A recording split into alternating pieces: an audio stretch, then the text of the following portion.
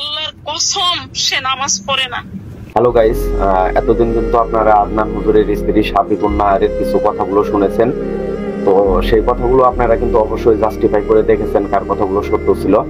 তো আজকে উনার শাশুড়ি যে কথাগুলো বলেছে সেই কথাগুলো আপনাদের শোনাবো। তো চলুন সেই কথাগুলো শুনে আসি। আল্লাহর কসম সে নামাজ পড়ে না। আমি অবাক হয়ে যাই, মাগরিবের রক্ত সেদিই টান টান হয়ে ঘুমাইতেছে, কি ব্যাপার।